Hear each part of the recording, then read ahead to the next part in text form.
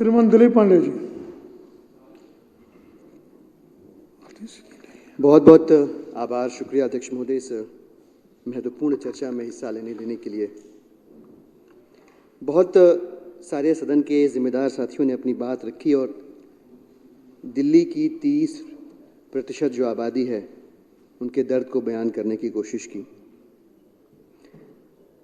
इस चर्चा के दौरान हमारे गौतम जी ने एक शेर का एक जिक्र किया, एक दो लाइनों का जिक्र किया।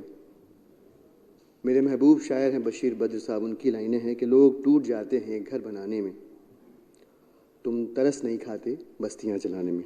बहुत मौजू है, बहुत रेलेवेंट और बहुत ज़रूरी शेर है। अगली बार दूसरा सुनाऊंगा। लोग टूट जाते हैं, मंत्री जी हैं और इनका विभाग है जिस पे चर्चा हो रही है, तो इनका आग्रह अस्वीकार नहीं कर सकते। लोग टूट जाते हैं घर बनाने में, तुम तरस नहीं खाते बस्तियां जलाने। मेरा सौभाग्य रहा, मेरी मुलाकात इनसे हुई है। अध्यक्ष महोदय, दिल्ली के अंदर पिछले कुछ सालों में केंद्र की सरकार की जो एजेंसियां हैं, चाहे एसआई हो, चाहे डीडीए हो, चाहे रेलवे हो, इन तमाम एजेंसियों ने मनमाने ढंग से, न कोई कायदा न कोई कानून, मनमाने ढंग से बुलडोजर चलाए और इस अहंकारी बुलडोजर के चलने से पूरी दिल्ली में तकरीबन 3 लाख से भी ज़्यादा लोग, मोटा मोटा जो आंकड़ा है, जो मुझे लगता है कि बहुत नीचे की ओर है, 50,000 से भी ज़्यादा घर ध्वस्त हुए। इन घरों के टूटने के इमोशनल एस्पेक्ट को अगर छोड़ भी दिया जाए, हम उसे नज़रअंदाज भी कर दें, तब भी जब इन घरों को तोड़ा जा रहा था, किसी कायदे का, किसी नियम का, किसी प्रोटोकॉल का, किसी कानून का अनुपालन नहीं किया गया। और साफ साफ यह दिख रहा था कि केंद्र की सरकार दिल्ली के अंदर जो गरीब रह रहे हैं, जो अपनी मेहनत से अपनी किस्मत लिखने का काम करते हैं, ये कार्रवाइयां केंद्र की सरकार और केंद्र की सरकारी एजेंसियों की उन गरीब लोगों के प्रति जो नफरत है उसको उजागर करती है। ऐसे एक दो नहीं, कई मामले हैं अध्यक्ष महोदय कि जो कायदे कानून तो एक तरफ, जो एक महज नोटिस देने की जो औपचारिकता होती है, वो नोटिस दिए बगैर भी मकान तोड़ दिए गए हैं, जिसका एक हालिया उदाहरण उत्तराखंड में टनल रेस्क्यू ऑपरेशन को लीड कर रहे वकील भाई जो श्रीराम कॉलोनी के खजूरी के रहने वाले, मैंने उन्हें बुलाया भी आज मिलने के लिए, मेरी मुलाकात उनसे तय है। उनके मकान को भी ऐसे तोड़ दिया गया। आप सोचिए, बड़ा अच्छा एक शेर है बेदिल हैदरी साहब का कि मरने के बाद खुद ही बिखर जाऊंगा कहीं, अब कब्र क्या बनेगी अगर घर नहीं बना, क्या करूंगा मैं रह के। अध्यक्ष महोदय, बहुत दुर्भाग्यपूर्ण है कि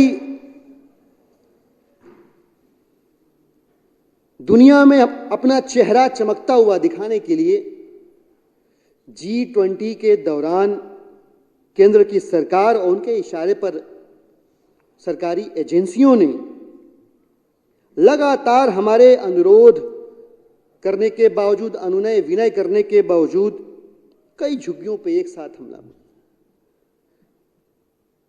तो अब ऐसी शंका नहीं है, ये तयशुदा है कि केंद्र की सरकार को हमारे शहर की बस्ती गंदी लगती है। हकीकत लेकिन इसके दिगर, हकीकत यह है कि इन बस्तियों से यह शहर साफ है, इन बस्तियों से यह शहर सुकून से है, इन बस्तियों से यह शहर शहर है। ये बस्तियां ना हो, इन बस्तियों में रहने वाले लोग ना हो, तो उसका असर महलों में रहने वाले लोगों पर पड़ेगा, ये हम सब जानते हैं। तब भी इन बस्तियों को तोड़ा गया। अध्यक्ष महोदय,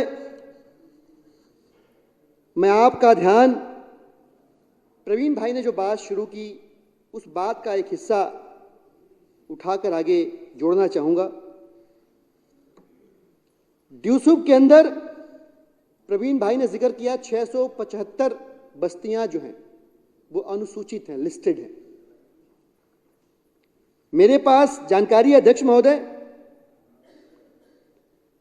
675 लिस्टेड बस्तियों के अलावा 82 बस्तियां, ये कागजात हैं जिनमें 18 अप्रैल 2023 को डूसुब की जो बोर्ड मीटिंग हुई, उस समय के मंत्री महोदय की अध्यक्षता में, उनकी चेयरमैनशिप में, उसके नोट्स हैं, उसके मिनट्स हैं मेरे पास। 82 बस्तियों की लिस्ट को डूसुब की वेबसाइट से बगैर किसी पूर्व सूचना के, बगैर किसी कायदे कानून के हटा दिया गया। प्रवीण भाई ने जिस बस्ती का जिक्र किया वो तो संभवतः 675 की लिस्ट में है, फिर भी वो टूटी। लेकिन उन 82 बस्तियों को क्यों हटाया गया, इसके ऊपर पिछली बैठक में जब मंत्री महोदय ने सवाल किया तो अधिकारियों के पास कोई संतोषजनक जवाब नहीं था। ये लिखा हुआ है, मैंने सारे पोर्शंस अध्यक्ष महोदय हाईलाइट किए हुए हैं। ये 82nd जो है, 82वां जो उस मीटिंग का मिनट्स है उसमें लिस्टेड है। पहले अपलोड किया गया इन 82 बस्तियों की लिस्ट को, इसके बाद कोई संतोषजनक उत्तर न देते हुए यह कहा गया कि जो लैंड ओनिंग एजेंसीज हैं उनका कोऑपरेशन नहीं मिला। आपको कोऑपरेशन लेना है, सुप्रीम कोर्ट का आदेश है, आप ऐसे नहीं कह के पल्ला झाड़ सकते। यह कहना नितांत अपर्याप्त है कि लैंड ओनिंग एजेंसीज आई नहीं, कोऑपरेट नहीं किया, इसलिए हमने 82 बस्तियों के अंदर पत्थर नहीं, लोग रहते हैं जीते जागते, हाड़ मांस, उनके शरीर में खून बहता, हमारे जैसा दिल धड़कता उनके सीने के अंदर, लोग रहते हैं, जिंदा इंसान रहते हैं। आपने एक झटके में उनको उस अनुसूची से हटाकर उनके सर से छत छीनने का रास्ता साफ कर दिया। मेरा मानना अध्यक्ष महोदय, मुझे और यही मानना दिल्ली की सरकार का है, माननीय मुख्यमंत्री अरविंद केजरीवाल जी का है, कि रोटी, कपड़ा और मकान ये प्रारब्ध और प्रयास, ईश्वर की कृपा होती है तो मिलता है, आदमी के प्रयास होते हैं तो मिलता है। और किसी भी सरकार की औकात नहीं होनी चाहिए, किसी भी सरकार का ये हक नहीं होना चाहिए कि वो रोटी, कपड़ा या मकान में से कोई भी चीज गरीब के हाथ से छीन ले। केंद्र की सरकार वो काम करने की घिनौनी हरकत कर रही है अध्यक्ष महोदय। बहुत शर्मनाक है कि अभी तक भी उस मीटिंग में, लास्ट बोर्ड मीटिंग में अध्यक्ष महोदय, मंत्री महोदय ने क्लियर इंस्ट्रक्शन दिए हैं, लिखा हुआ यहां पे, the honourable minister UD therefore directed that the list of 82 JJ clusters should be added and be uploaded on the website of DUSIP. It was also directed to follow up with the land owning agency to conduct a joint survey of these 82 missing JJ clusters with land owning agencies. साफ साफ लिखा हुआ, अभी भी उनको add किया गया नहीं किया गया पता नहीं, नहीं किया गया होगा। जिस तरह की मनमानी चल रही है अधिकारियों की, जिस तरह का तंत्र इस समय अस्तित्व में है, नहीं किया गया। अध्यक्ष महोदय, डूसिप का एक्ट है, डूसिप एक्ट 2010 का है। यह एक्ट कहता है कि नियमित रूप से जो जेजे क्लस्टर्स हैं उनके सर्वेज होते रहने चाहिए। मैं आपको एक उदाहरण देता हूं, किस तरह से जिनके कंधों पे जिम्मेदारी है गरीब लोगों के सर से छत न छीने, उनके निकम्मेपन का और कुछ अधिनियमों के अंदर जो लूपहोल है उसका फायदा उठा के केंद्र सरकार की एजेंसियां क्या गुल खिला रही हैं, उसका सबूत मैं आज आपके सामने दूंगा अध्यक्ष महोदय। मैं उदाहरण के तौर पे जिक्र करना चाहूंगा जिसका जिक्र अभी अखिलेश भाई ने किया, सुभाष कैंप का, एनटीपीसी बदरपुर। हमारे एलओपी साहब इस समय होते तो उनसे उनकी भी टिप्पणी लेने की मैं कोशिश करता। डीडीए ने डिमोलेशन का आधार बनाया इस नक्शे को अध्यक्ष महोदय। ये एरियल व्यू है उस जगह का, रेड वाला जो एरिया है वो डीडीए ने दिखाया कि भाई इतना ही होना चाहिए, इसके बियॉन्ड नहीं होना चाहिए, ये डीडीए ने दिखाया अध्यक्ष महोदय। हकीकत क्या है? हकीकत बिल्कुल इसके उल्टा है अध्यक्ष महोदय। मैं आपको दिखाता हूं, जो बस्ती है उसका प्रसार, उसका विस्तार कितना है वो मैं आपको दिखाता हूं अध्यक्ष महोदय। ये सुभाष कैंप का 2011 का सैटेलाइट इमेज है, आप देखिए जो रेड से मार्क की गई बाउंड्री है वो हैबिटेट ऑलरेडी वहां पे लोग रह रहे हैं। ये 2011 का है अध्यक्ष महोदय। इसके बाद ये 2015 का है, सेम इमेज अध्यक्ष महोदय।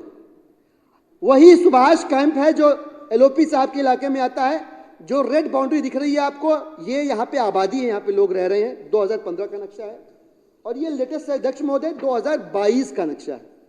2011, 15, 22 सब में आप कुछ मत करिए, गूगल मैप खोलेंगे तो भी आपको दिख जाएगा कि कितने एरिया पे आबादी है, किस जमीन के किस भूभाग पे लोग रह रहे हैं। तब भी अगर आप इस नक्शे को आधार बनाते हैं और डिमोलिशन करते हैं, डीडीए अगर डिमोलिशन करती है तो उसका मतलब कि डीडीए और भारतीय जनता पार्टी के लोग दिल्ली के 30% लोगों से नफरत करते हैं, घृणा करते हैं, वो उनको जान से मारना चाहते हैं। ये क्रिमिनल एक्ट है अध्यक्ष महोदय, ये क्रिमिनल एक्ट है अध्यक्ष महोदय। ये सर्वे नियमित रूप से होते रहना चाहिए। और बड़े अफसोस की बात है कि पिछले बोर्ड मीटिंग में इसके लिए भी मंत्री महोदय ने निर्देशित किया कि भाई लैंड ओनिंग एजेंसी से बात करिए, बात करके एक ज्वाइंट टीम बनाइए और ज्वाइंट टीम बना के प्रॉपर तरीके से डोर टू डोर सर्वे करना पड़े तो डोर टू डोर सर्वे करिए। 2019 में दिल्ली की सरकार ने इस काम को किया अध्यक्ष महोदय, पर वो ठीक से नहीं हो पाया। उसमें और प्रयास की जरूरत है और एफर्ट्स की जरूरत है, लेकिन नीयत तो हो। केंद्र सरकार भारतीय जनता पार्टी के इशारे पे या दबाव में आके अगर ये सर्वे ठीक से नहीं किए गए अध्यक्ष महोदय, 82 बस्तियों पे तो तलवार लटक रही है। पता नहीं कितनी बस्तियां इसकी जद में आएंगी, क्योंकि जो 675 हैं वहां भी कायदे कानून का पालन होता तो जो सुंदर नर्सरी वाला हुआ वो घटना नहीं होती अध्यक्ष महोदय। तो इसका मतलब कि अब प्रिटेंशियस भी नहीं हो रहे कि हम कायदे कानून का अनुपालन, ब्लेटेंट ली जो है ये क्या कर रहे हैं, कानून की धज्जियां उड़ा के और बस्तियां तोड़ी जा रही हैं अध्यक्ष महोदय। थोड़ा बहुत इंक्रोचमेंट होता है, उसमें मैं डिनाई नहीं कर रहा, मैं उसको भी एड्रेस किया जा सकता है, कोई दिक्कत वाली बात नहीं। लेकिन आप अब ये भी गारंटी नहीं है कि जो 675 अधिसूचित बस्तियां हैं वो बचेंगी कि नहीं केंद्र सरकार के, भारतीय जनता पार्टी के राजनीतिक अहंकार के सामने, उस पर भी सवालिया निशान है अध्यक्ष महोदय। अध्यक्ष महोदय, मैं आपको बताना चाहूंगा कि दिल्ली में जो अनुमान है मोटा मोटा, उस अनुमान के मुताबिक 675 बस्तियों के अलावा तकरीबन 1000 अभी भी क्लस्टर्स ऐसे होंगे जिनको कि सर्वे करके और डूसुब की लिस्ट में उनको इंक्लूड करने की आवश्यकता है अगर ठीक से सर्वे किया गया तो। और जो हुआ भी है सर्वे, चूंकि वो ठीक से नहीं किया गया है तो उसको भी दोबारा ठीक से करवाया नहीं जाएगा, तो अभी भी उन लोकेशंस पे बहुत सारे मकान छूटेंगे। उन लूपहोल्स का फायदा उठा के डीडीए डिमोलिशंस करेगी और हजारों लोगों के सर से फिर से छत छीन जाएगी अध्यक्ष महोदय। ये एक और तलब बात है अध्यक्ष महोदय कि दिल्ली के अंदर की लगभग 30% आबादी, यानी इन झुग्गी झोपड़ियों में रहने वाले लोग दिल्ली के कुल भूभाग में से आज भी दशमलव, ध्यान दीजिएगा, 0.5% एरिया पे ही रह रहे हैं 30% लोग।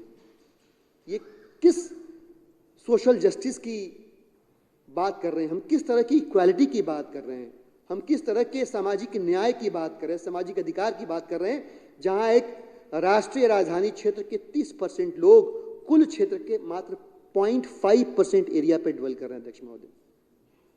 गरीब आदमी क्या करेगा? उसके जहन में एक ही बात है कि रात पड़े घर जाना है, सुबह तलक मर जाना है। सुबह क्या वही कवायद है, रोटी कपड़ा मकान की कवायद शुरू हो जाती है। सुबह कुआं खोदता है, शाम को पानी पीता है, रात होती है, सुबह क्या होगा पता नहीं। और ऐसे लोगों के सर से छत छीनना, बहुत सारी आहें।